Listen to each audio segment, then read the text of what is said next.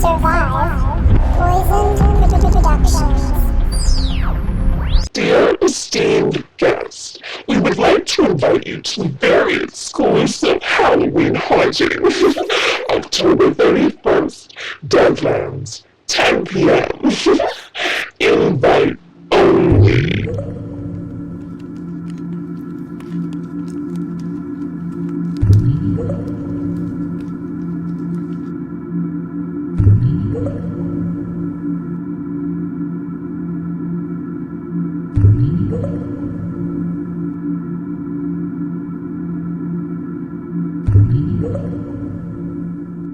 Okay guys, so I've already put lotion on my skin and applied a bald cap. I do have another video showing you how to apply a bald cap and cover your eyebrows, which I've also done.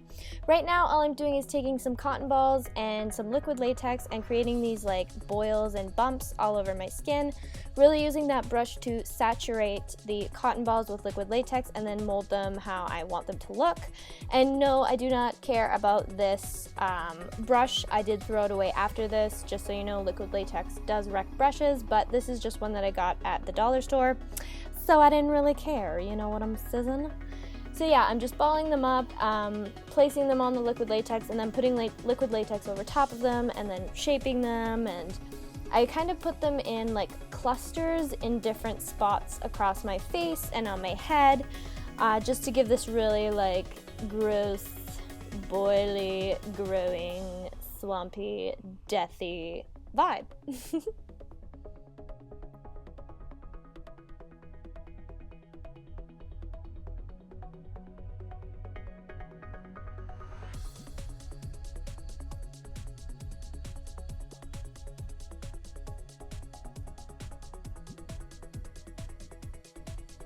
And so this is how it looks once I'm done applying all the boils that I want to. I did put a bit on my neck, and I did put a bit on my hand later, and then I did go in and add some gelatin all over the boils. I do go back in and add more gelatin later. This is just to kind of give multiple layers of like a gooey effect, because I wanted to paint this gelatin that's on my face, and then I wanted the gelatin that I add later to be a different color. So I was just kind of like mixing it up, you know?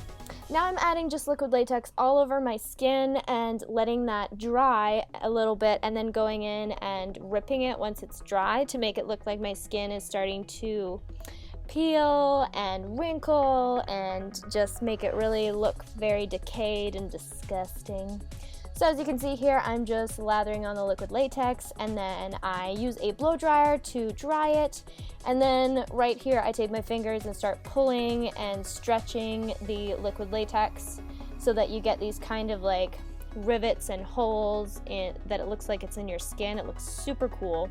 This does kind of hurt a little bit just because you are tugging at your skin, but I think it's definitely worth it.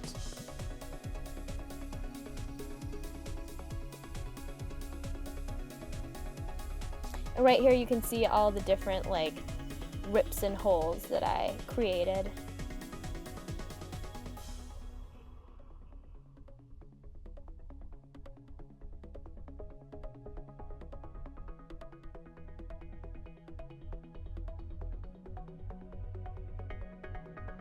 Now I'm just adding the teeth. What I do is I ball up a little bit of cotton saturated in liquid latex and stick that to the back of the nail, and then I stick that to my face with a bit of liquid latex. That's the best method that I've found. I've also used it in my skeletons and glass tutorial, so if you want a better understanding you can hop on over there. Now I've just painted myself with gray body paint, face paint, whatever you want to call it. Now I'm going in with a black eyeshadow and deepening all those holes that I made with the liquid latex, and then also going around the boils and just darkening them all and just giving them a bit more depth and just starting to like shade everything a little bit.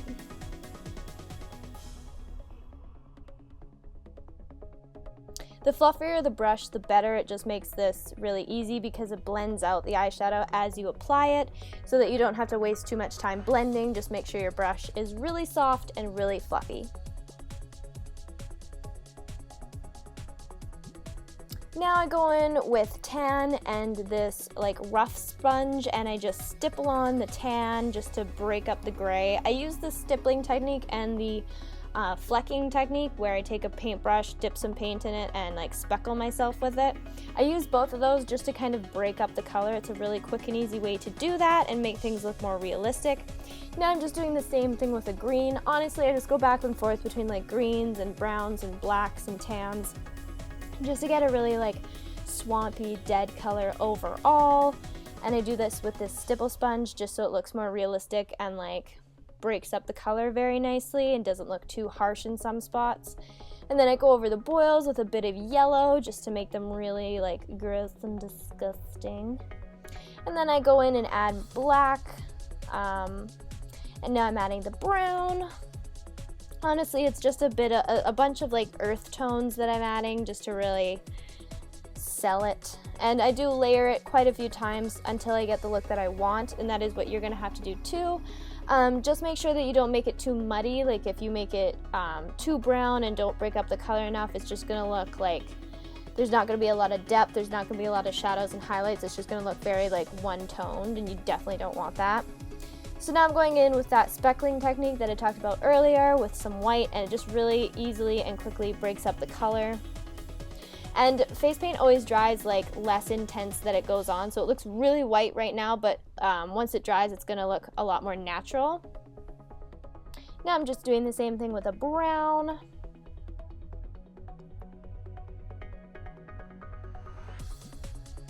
Now I'm going in with a black eyeshadow and just darkening up my eye holes and making them really sunken in and gross. And as you can see, all like the speckling and the flecking, like it really paid off and makes it look super like realistic. And then I'm just going back in and like darkening any boils and stuff too that need to be with that black eyeshadow and a fluffy brush.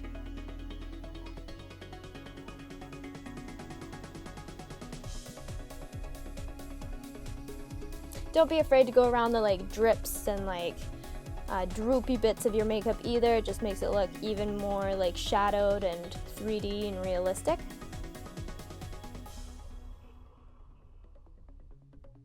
And I also go in with a dark green eyeshadow and just buff that all over my face, just to give it again more of like a swampy dead feeling.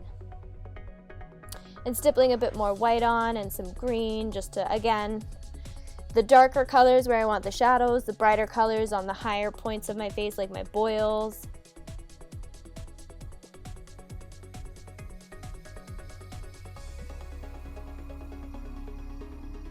And now this is where I take the black gelatin and just add it to my face to make it look really oozy and disgusting, and it really stands out against the other ooze that we've painted over top. The previous ooze I basically just used to get a like dripping gross effect that I could paint with so that it would have like an underlying layer with it, and then this stuff is what I really wanted to come out looking kind of like tar and like gross deathiness.